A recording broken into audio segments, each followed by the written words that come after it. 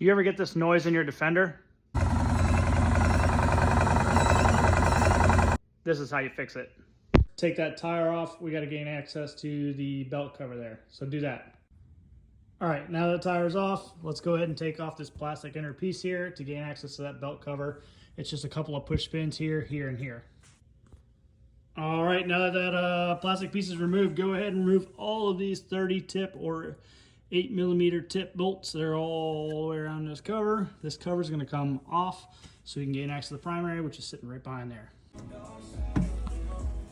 There it is, our primary and our secondary. All right, so now we got to get this belt off. So go ahead and take your belt tool. You're going to screw it into there. We're going to open up this secondary, get that belt off. You need a special tool to do this. Most of you guys should have it. If you don't, I suggest you get one for sure. Definitely handy if you ever break a belt on the trail. This is that tool that you need. It just screws right into that secondary, and then it'll use this to push the secondary in. I suggest that you put something underneath this stud right here so it doesn't dig into your secondary, either a penny or a bottle cap or something like that. Nice and easy. It'll spread your secondary. Now, not all Defenders take the same one. Look at your make and model. I know the old Defenders use a different style. All right, as you can see, I put that bottle cap in there. We're gonna go ahead and we're gonna tighten this thing up. Once that's in, go ahead and work your belt off by slightly turning it. All right, belt is out. Next step, grab a 22mm shortwell socket and an impact. We're gonna take this bolt out. All right, something to remember about this bolt, once it's cracked free and it's loose, you're gonna bring it back. It's a 2-stage bolt, so you're gonna have to find the threads again on the primary and thread it out of there to get it all the way out. It's gonna thread twice. There it is. All right, to get this primary off, very common, right? You have types of pullers, right? These both pullers do the same thing. The main important thing I would say is to make sure you get a hardened one. Don't buy a cheap one off of Amazon or it won't work. You're gonna take this puller and you're gonna put it in and you're gonna thread it in until it bottoms out. And then you're gonna hit it with the impact and hopefully this clutch just pops off. If it doesn't, don't force it. We're gonna pull it off and we have some other tricks to help get it off.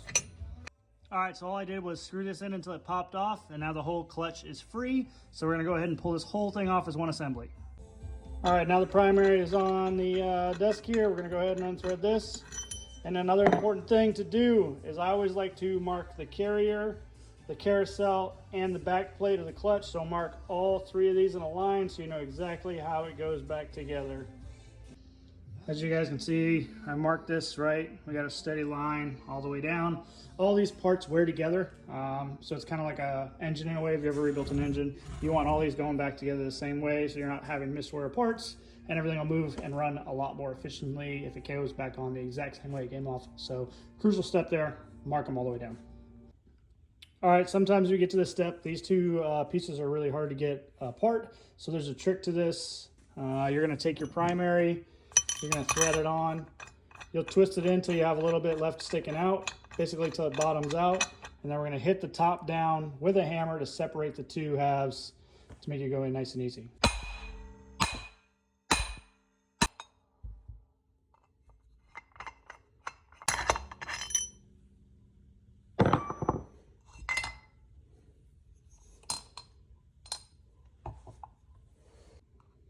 All right, here lies our part that we're going to change. You're gonna have a washer, goes over there. And then this part right here is called the needle bearing. This is actually supposed to get greased every 100 hours. Eventually this causes drag on your belt. If you can see in there, there's not a heck of a lot of grease. So every 100 hours, you're supposed to take this apart, clean it out, and then put brand new grease back in there and then reinstall it. This gets missed a lot. So now I have to replace mine and put it all back together.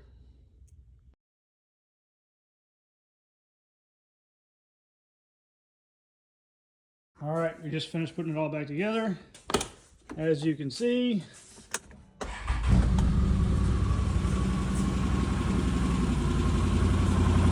the sound is gone. Remember, torque, 89 foot-pounds. Hope it helps.